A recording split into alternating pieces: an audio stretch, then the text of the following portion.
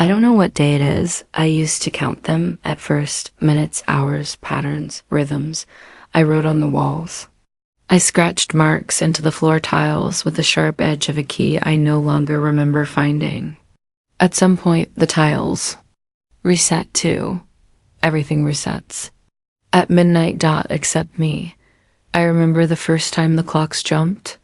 It wasn't cinematic. No sirens, no flicker of light, no warning. Just an invisible snap, as if someone pressed CTRL plus Z on the entire block. I was mid-sentence with a woman I had never met before, and then she vanished. People around me walked in reverse for a second. Then they all returned to their starting positions like actors waiting for action. And I just stood there. Out of sync. The city is called Lerna, or maybe that's just what I call it. There are no signs, no maps, no exits. Every corner folds into another. Every street leads back to itself. The skyline is a mosaic of broken architecture, neoclassical domes next to brutalist concrete towers, glass monoliths beside rusted scaffolding. Like someone couldn't decide what year it was supposed to be. Like someone stitched decades together using only memory and error. But she knew. The girl, I don't know her name. Names vanish faster than anything. But I remember. Her eyes, pale gray, like static. She was the first one who noticed that I didn't reset with the rest. That I aged. That my hair grew longer each cycle. That I was beginning to forget who I used to be. And that forgetting was permanent. She said she'd been decoding messages. Embedded in graffiti, carved into subway benches, hidden in the static between radio stations that only played before dawn. I didn't believe her. Not at first dot until she showed me the message under my skin. She took my hand, turned it over, and whispered a sequence, 8 digits, a time code. When she spoke it aloud, my palm revealed a glowing pattern beneath the surface, a circuit. Not ink. Something biological. Something programmed. I nearly vomited. That was 5 resets ago. Or maybe 50. She's gone now. She told me that once you see the full message, the city punishes you. It doesn't kill you. That would be mercy. It untethers you from time, from memory, from causality. You become like me, aware, awake, but alone in a loop of mannequins and shadows. Everyone else returns to their lines, their smiles, their hollow routines, but not me. And the worst part? I'm starting to think she planted the message herself. I keep replaying the last thing she said before she disappeared. She looked over her shoulder toward a glass tower that hadn't been there before and whispered, "You'll lose your mind, ... or find it. Depends where you stand when the reset hits." I thought it was metaphor. I thought it was cryptic nonsense. But now I see versions of myself in reflections. Watching me. Delayed. Mirrored. Wrong. Last night, or what felt like night, I entered a building that hadn't existed the day before. Inside, I found a photo of me and her, smiling. Together, happy ... except it wasn't possible. She and I had only met once. She never touched me, never spoke of the past. And yet, in that photo, we looked like old friends, like lovers, like accomplices. I checked again this morning. The building's gone, and I can't stop hearing her voice when the clock hits midnight. Not outside, inside, like an echo bouncing off the inside of my skull. Decode it. Before it decodes you, the city resets. But something is evolving underneath the loop. An underlayer. A second version of Lerna, hidden behind the cracks, bleeding through broken windows and radio hiss. I've seen lights blink in impossible sequences. Heard my own name spoken by mouths that shouldn't know it. And worst of all, I started responding to voices that aren't there. I answer questions I haven't been asked yet. I feel fear before anything happens. I don't know what's real anymore, but I know this. She decoded the message. And now I'm unraveling dot in a city that resets. Every midnight, time is no longer linear here. It has folded, crumpled, and slipped through the cracks of this cursed city. Every reset at midnight isn't just a restart. It's a reprogramming of everything except for me. I am the anomaly, the leftover error, in a system that refuses to acknowledge its flaws. The nights in Lerna are longer than the days. At least they feel that way. When the clock strikes 12, the city exhales, and the streets dissolve into shadows and faint electric whispers. But I don't sleep anymore.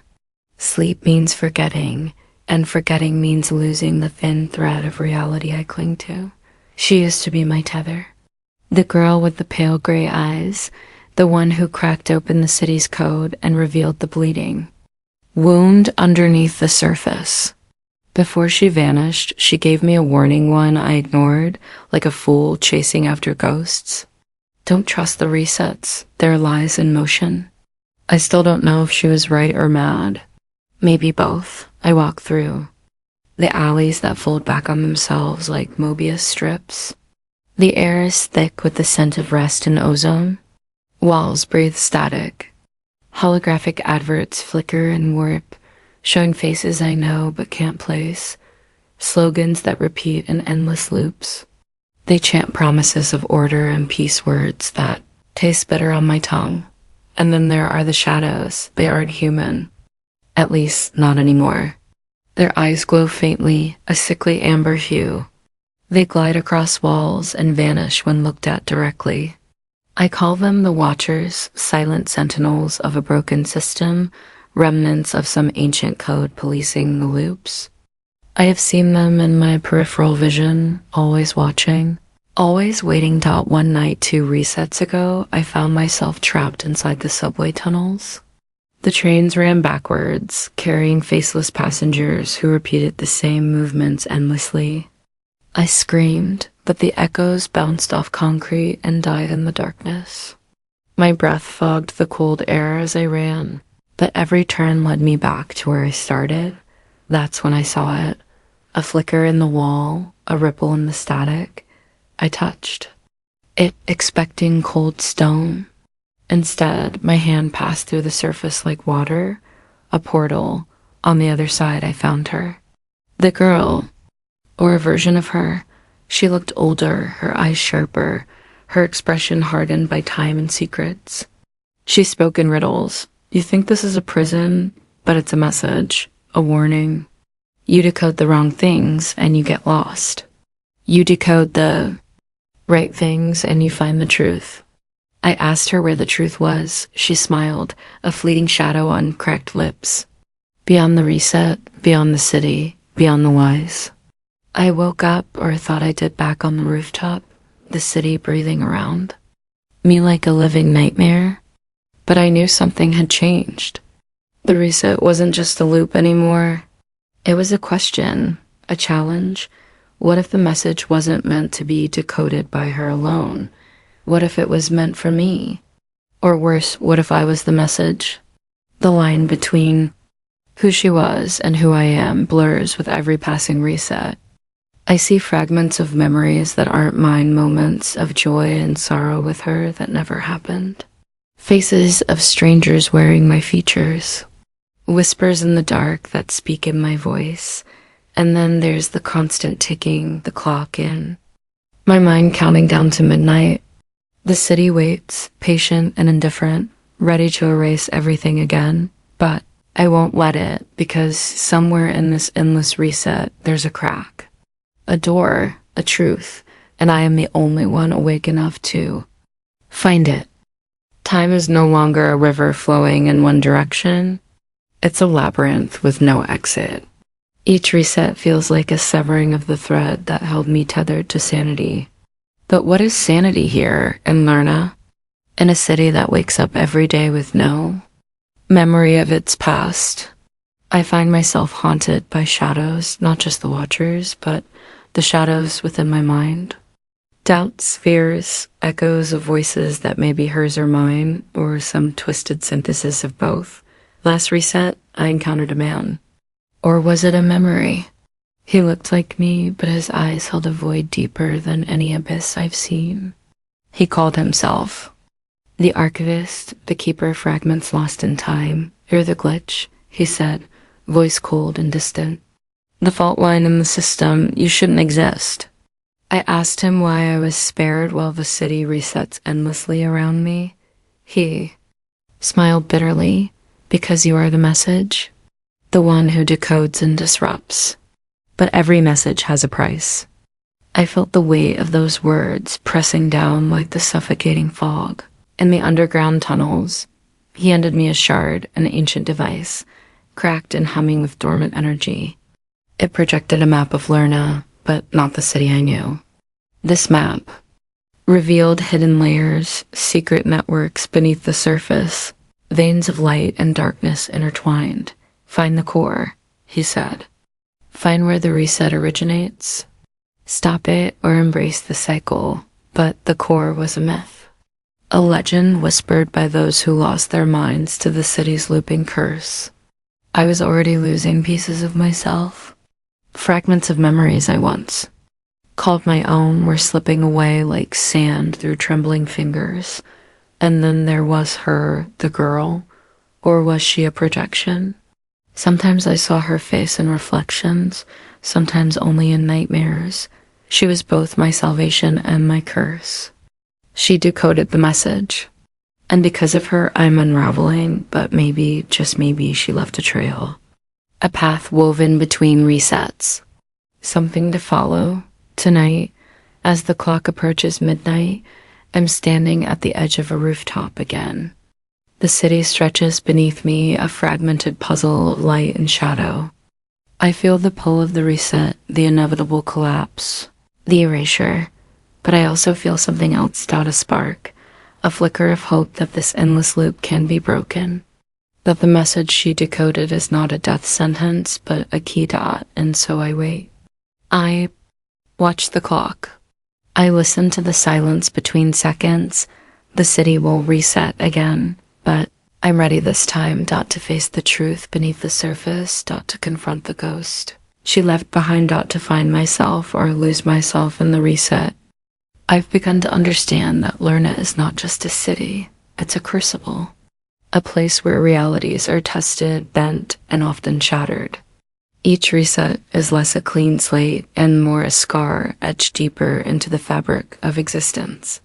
And I'm the wound that refuses to heal. The girl, she remains an enigma. I sometimes wonder if she was real, or if she was conjured by the city itself to guide, or perhaps mislead me. Her message, encoded in fractals of sound and light, seems to echo through my mind like a haunting melody I cannot forget, but cannot fully comprehend either. Time here is recursive. The past bleeds into the future. I live moments simultaneously, overlapping memories that contradict and confuse, like a broken mirror reflecting impossible angles.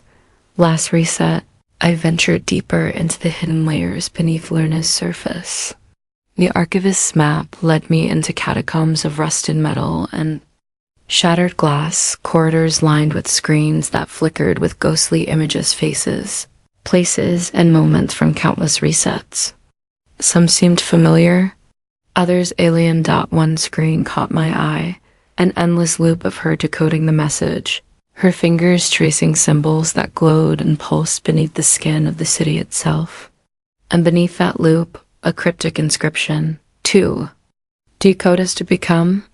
I realized then, to unravel the message is to unravel oneself. The city's resets don't just erase, it assimilates. It folds individual consciousness into its endless loop, turning memories and identities into code, data lost in an ocean of repetitions. I saw it happening to others. People who once were awake, who questioned, who sought escape. They became echoes, static, glitches in the city's broadcast of normalcy. But I'm still here because I carry the message within me, or perhaps because the message carries me. Each reset fractures me more, but also reveals deeper layers of truth. I see the city's architects not gods, but programmers. Men and women who crafted Lerna as a prison, a simulation, an experiment.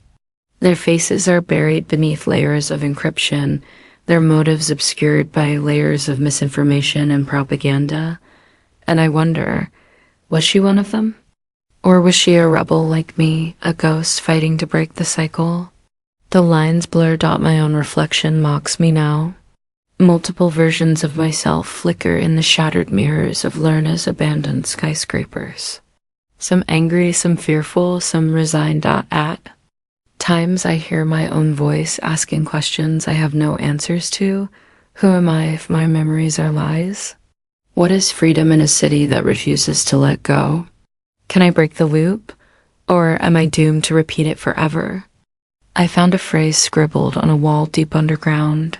Scrawled in trembling handwriting, the message is the madness and the cure. And I understand that the message is a paradox, a puzzle with no final solution. To decode it fully might mean losing everything that makes me human, or perhaps finally waking up from this endless nightmare. Tonight, the air is thick with anticipation. Midnight approaches, and the city prepares to reset once more. But this time, I carry a secret weapon, the knowledge that the reset is not invincible. There are fractures in the code, lines of rebellion, written in forgotten tongues, paths that lead beyond the city's grasp, that I can feel it pulling me. The question is, do I leap or do I fall? Because once you jump beyond the reset, there is no guarantee of return, only truth, only madness. Only freedom. I thought the revelation would bring clarity. I thought that once I knew what governed this cycle, what puppet strings yanked us back into midnight, it would all make sense. But clarity is not what I found. What I found was something far more disturbing. The message wasn't a warning. It wasn't a call to action. It was an invitation. It took me hours to decrypt the last layer of it, using fragments of code stitched from memories I barely remembered experiencing. Each line I exposed felt like it was peeling something off my brain, not my mind, my brain. As if memories weren't stored in neurons, but printed on them. And decoding the message meant scraping off everything else. When I finally saw it, I stopped breathing. It was a simple phrase, looping forever in a feedback of meaninglessness and terror. To preserve the illusion, you must die before midnight. I thought it was metaphor. I was wrong. Elena stood beside me, face hollow, her eyes so still they didn't seem alive. You're not supposed to see this, she said, but her voice didn't carry fear, only fatigue. Elena, I whispered. You already knew, didn't you? She didn't answer. She turned and walked toward the elevator shaft, the one that no longer had an elevator, only an abyss leading down into the dark infrastructure of the city, the arteries and bones that the simulation didn't bother to texture properly anymore. I followed her in silence. The walls around us began to glitch barely, perceptible, like dust on glass. Everything felt unrendered, hollow. I've died hundreds of times, she said finally, her voice echoing in the shaft as we climbed down the emergency ladder. They always bring me back, reset everything, but not the memory. That stays. In the gaps, in the corrupted spaces. You feel it too, don't you? That nausea just before midnight. That vertigo when the clocks pause, I remembered. The second before reset always felt like standing on a cliff just as the ground gave way. Like the brain knew it was about to be overwritten and panicked, even if I didn't know why. What happens if I don't die? I asked. You persist, she said, but everything else doesn't. We reached the bottom of the shaft, and she opened a steel door marked Maintenance Archive Core. Behind it, the air was colder, still, too still. Not the stillness of rest, but the stillness of something waiting. The room inside looked nothing like the city above. It was pure white, sterile, and humming with quiet static. Walls of blinking servers rose into the dark, disappearing above. In the center, a chair, surgical, metallic, occupied. I stepped closer. It was me. My face. My body, asleep or unconscious or no, preserved. My skin pale and wet, as though I'd just been born or just been embalmed. Tubes ran from my temples into the machinery, pulsating with slow waves of light. Your physical self, Elena whispered. This is where they keep the originals, the ones that matter.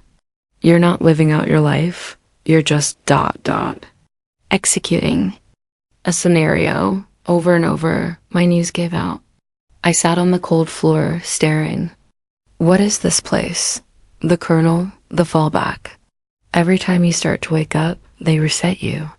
But if you survive long enough, if you carry the memory across resets, you reach this place, and then you choose, she said. You disconnect and lose the loop forever. Or you return and carry the infection back in. I looked at her. Why haven't you disconnected? She hesitated. Because I'm afraid that what's out there is worse than this. And I understood. This wasn't a prison. This was a hospital for minds too fractured to return. I looked at myself in that chair. My real self. I wondered if he dreamed of me. The way I dreamed of him. Elena stepped back. I'll leave you now, she said softly. You'll know what to do. I wanted to ask her to stay, but she was already gone, swallowed by the white. Alone with myself, I stood and approached the chair. The machine pulsed in rhythm with something deeper, my own pulse maybe, or time itself, and then I saw it. The reset clock. Above me, a digital countdown blinking silently. 0:03. 3 minutes to midnight. No alarms. No sirens, just choice. I always thought the end would come with noise. Explosions, alarms, the screaming of a system dying. But the real end came quietly, like a breath held too long. Like a thought you almost remembered, but never did. The room I stood in wasn't part of the city. Not really. It was buried beneath the simulation, older than the code, untouched by resets. A blind spot, a tomb, maybe. Maybe a cradle. The machines around me hummed with the rhythm of something ancient pretending to be new. And in the center, Evelyn sat motionless inside a sphere of light. Wires coiled from her spine like roots from a forgotten tree. Her eyes were open but unfocused, locked on something beyond this version of reality. I have found her after days wandering through fragmented timelines, chasing glitches that weren't meant to exist. They led me here, to the origin point, to the glitch that bled consciousness into code. She didn't flinch when I called her name. Machines whispered in a language I couldn't understand, but I could feel them. Feel the weight of 1,000 simulations compressed into her neural lattice. Evelyn had gone deeper than anyone before, not just into the city's mechanics, but into its memory. She wasn't decoding messages anymore. She had become the message. I reached out and touched the glass that separated us, and in that moment, something inside me cracked. Not pain, not fear. Something older than both, a kind of metaphysical vertigo, like realizing you've never truly been awake. That every memory you ever had was borrowed from a library, no longer cataloged. The room shimmered. The machines paused. Then she blinked. Simon, she whispered, not with her voice, but through every surface in the room. It vibrated in the cables, echoed in my bones. You're not the one who lost his mind. You're the one they used to rebuild it. I staggered back. My hands trembled. The walls pulsed with heat. What are you saying? But I knew. The message I thought I was chasing, the warning, the anomaly, it wasn't sent to me. It was. Sent from me. Fragments of my own identity, smuggled through Evelyn's subconscious, reassembled over resets, trying to return to a self I didn't know I had lost. I wasn't a man looking for truth. I was the vessel they poured truths into. a walking container of overwritten memories. A firewall shaped like a person. You're a fragment too, she continued. You were never meant to remember, but you do now. The chamber around her began to dissolve, not physically, but perceptually. Like it was being unrendered because I no longer needed the metaphor. Evelyn's voice grew more lucid, more human. This version of you ... choose. Stay in the loop, forget again, be safe, or sever the recursion. Let the city die with us. Let the truth bleed into the waking world. What's the cost? I asked. She smiled. Everything that ever made sense. The countdown returned, etched into the air. 0 O ... no explosion. No reboot ... just silence. And in that silence, I chose not. With words, not with movements, but with understanding. With the surrender of logic.